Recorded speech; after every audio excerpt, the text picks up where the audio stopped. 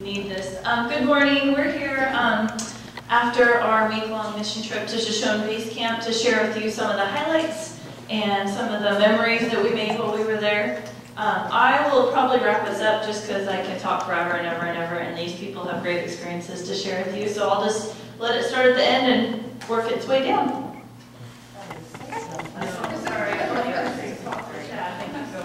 Good morning. I just wanted to tell you what a wonderful trip that all these kids had, and the adults had a great time, and I am so proud of every one of these youth here today. They worked their heart and soul out. It was 100 degrees, just a hair shy of 100 degrees, and we had kids working in extreme conditions, and they made it through it, and it was one of the most rewarding experiences I've ever seen. The people that we helped were so grateful to have someone there to do things for them.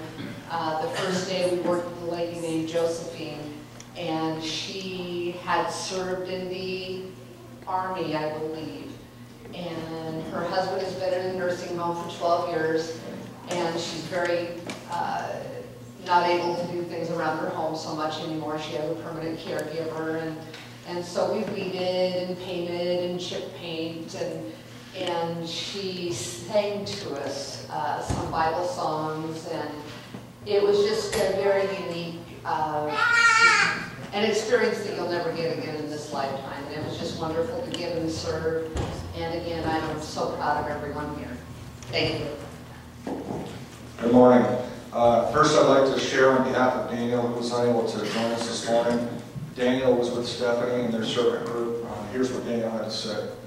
My experience at Shoshone was full of ups. Even though the heat was in triple digits during the week, even my sunscreen wasn't able to keep me from getting sunburned. Sunburned a little bit. The 7.5-hour car ride was worth it just to see the look on the faces of the people who were serving when we came to help them. I know the experience brought me closer to God, especially through the people who we were serving. It also brought me closer to the youth. I will definitely come back again for many, many years to come. So that's what Daniel had to say. First and foremost, thank you for all your support. We couldn't do it without you, and it's definitely the 1 week I look forward to all year. I was in the same servant group as Mackenzie, who was also unable to join us this morning. We served Miss Donna in Mullen, which is pretty much on the border between Idaho and Montana. Miss Donna was notified, I'd say probably 6 weeks ago, that her insurance was no longer going to cover her home. So what we had to do was go up there and make her home, fix a few things. There was a few trees that had fallen and put holes through the roof, so we needed to repair those. And we also had to put a handrail up going up her stairs. And with that being finished, she is asking for a lot of prayers that there will be an insurance company out there that will help her out and pick her up and carry her. And so that's where all our efforts were put forth. It was a pleasure to serve alongside Mackenzie. She was a good hard worker, always had a smile on her face, and basically I was just really blessed to serve alongside of the people that I served with, and just a great group. And thanks for all your support. I thought that the trip was a really, really good experience. I had a lot of fun with everybody, and I got to know a lot of people, and I didn't know that it would be as great as it was, and serving people was really, really great. It made me feel good, and I think it made everyone else feel good. Silverwood was fun.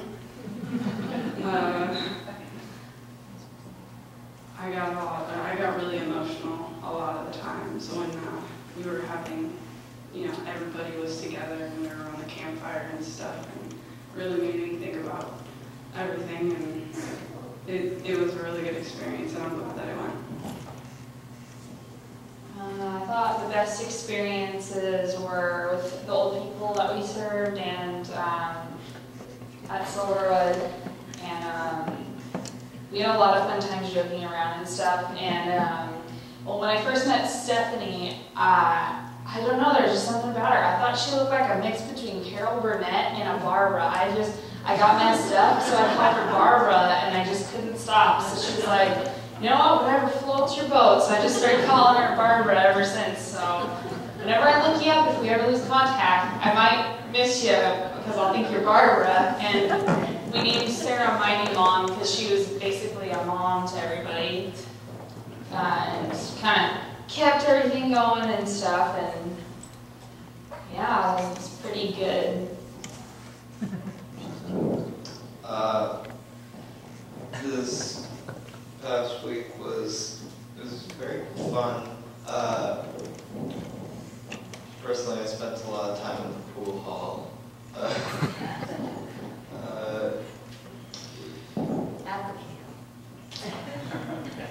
During free time.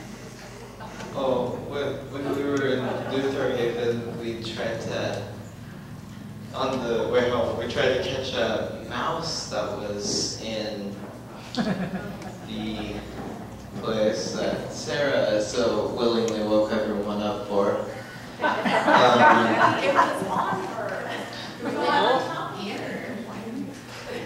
Well, you didn't have to wake everyone up for It it. was like that everybody was sleeping on the floor. Well, yeah. We were sleeping on the floor. So we had to wake up in the middle of the night after everyone had basically just fallen asleep and try to catch it. We did. We sent it out the door.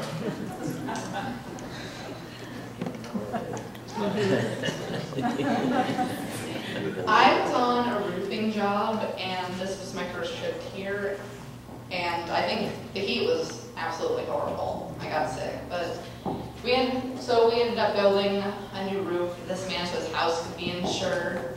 He was a 20-year Army veteran. He was very, very deaf and on oxygen, so we didn't talk to him a whole lot. And I went in the attic one day to help get roof shingles and debris out, and I know this story has gone among the group so many times, right? They have to hear it again. But the other girl was afraid of heights, so I was the one that went out and grabbed the shingles. She'd sweep them up and put them in a bag. And my foot drifted off the beam, and I punched a hole in the man's ceiling about this big.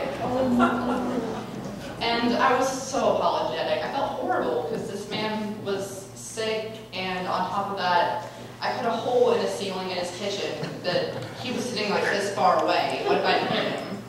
And the first thing he says is, I always wanted a ceiling fan there. It was great to see such a bad situation perk up. And it was also kind of great to get to know people that I was familiar with, but hadn't quite realized were as cool as they were. So I went as an adult and a driver, and brought Paris with me, who stayed on camp with Sarah's kids and utilized the camp stuff. So that was awesome that she could come as well and kind of see what that looked like when we all got home. And she went to all the speaker times too, and that was good. We also brought Mackenzie Ford with us, who is from school with Fiona. Comes to some of our youth group stuff, but not really super shy. She's super shy, and she got home and told her mom that she'd never been to any place that she hadn't seen so many nice people all together at one time. So I think you meet people where they come, and not necessarily everyone's, Lutheran and everyone comes from a different place, but she just found that this is a good place to be, and her folks are even contemplating coming to Bethany now. So kind of following in where she's coming from and getting such positive vibes off of her, but she worked really hard. She came out of her shell, and she really, really, really enjoyed herself. So speaking on her behalf, she said that she saw God where in helping people. She saw it in them, and that's not something she would have typically seen, so it was a real blessing to have her with us. Then, what was I going to say? I led a group that we had a unique group that went from, we first stayed on camp, you kind of stay on camp sometimes, and we stayed on camp and stayed in a barn, and it was really, really warm, and we hadn't acclimated to the heat very well, so we were super warm. We drank a lot of water. And the second day, we went out and painted a garage. But on the way back home, we cleaned all the rest stops and all the toilets all the way up the line. So that was unique for the kids, and they were good at it. And Libby was in my group, and she was such a hard worker and did such a great job. I was so impressed. And I think the last place we went was to a man named Wally, who was a terminally ill prostate cancer man who wasn't expecting to be around the following year, and even said that out loud. And you know, the kids were really emotional, and he was a great storyteller. He'd been there for 50 years in the same house, and was just a real, such a nice man. And the kids got to see what just how God looks in everyone, and how excuse me, how appreciative he was. And they worked really hard, and they really, at one point he got on his little helmet and he walked over to his little scooter and he's like, I'm going to get you some more popsicles. Is there anything you need special at the store? I was like, no, Wally, we're good. It's okay, you don't need to do that. He scoots off and goes gets more popsicles. And he was just such a delightful man. And all the people that we served, you know, even if you didn't see the service that happened with the rest stops and how there's toilet paper and, you know, awesome. It was just a good place to be. And I think you walk away every time from this. This is my second year. And you walk away every time just understanding that you meet people where they're at, you serve where you're called, and you just never know what you're going to get out of it, but every year it's just amazing. So thank you for supporting us on this trip. It was phenomenal.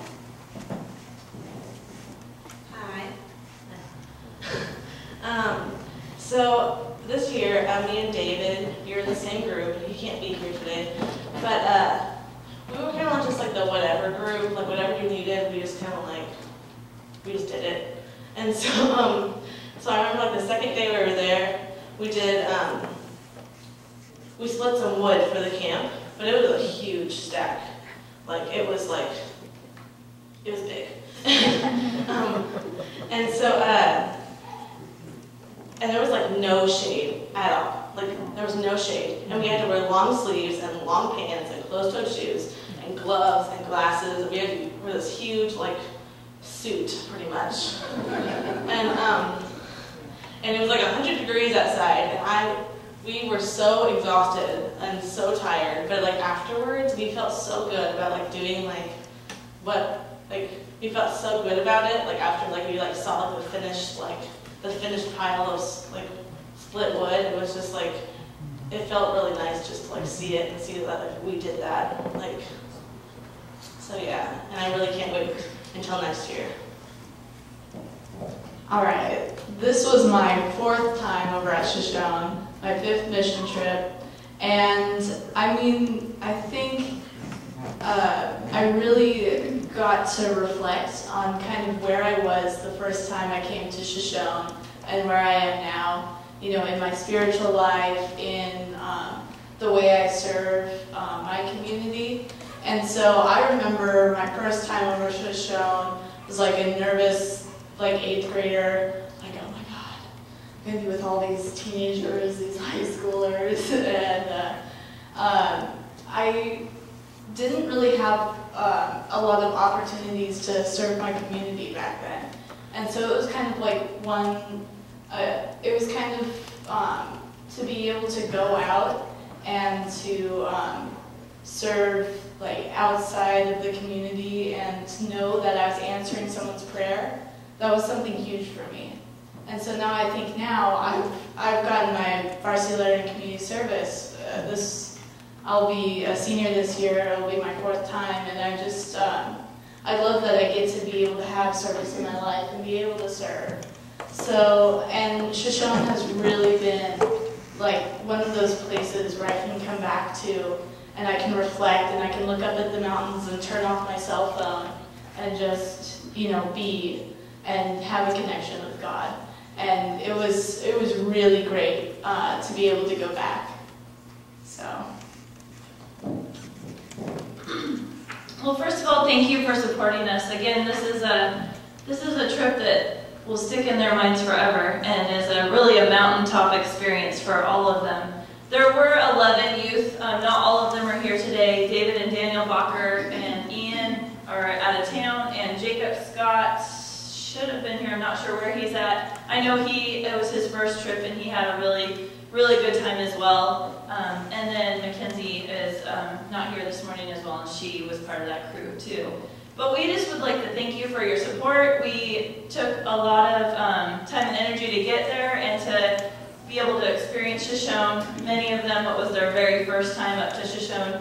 And when we talk about it like that, I always think, I wonder what other people who've never been there visualize as to saying Shoshone. And for someone who's been there, I've probably been there 10 times, but 8 mission trips served in that community.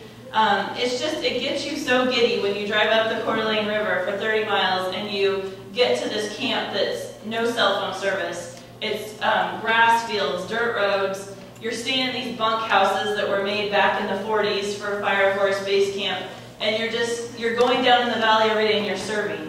And you don't know if you're serving Wally, or if you're serving Ruby, or if you're serving Josephine. You don't know what their house is going to look like when you get there. And you don't know what they're going to ask you to do, or if you're going to be in the blazing sun for 4 or 5 hours, or if you're even going to have running water at the site you're at.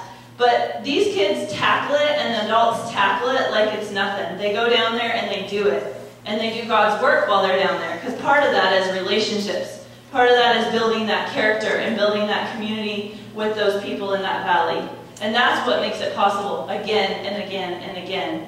And I don't know, I think to myself, I hope that we can give you that good visual of what we're doing and hear what it really truly does for us and what we get out of it. And I know as an adult that I've gone several times, and every year I see something different from it, and I see different sparks in their eyes, whether it be their 4th time or their first time.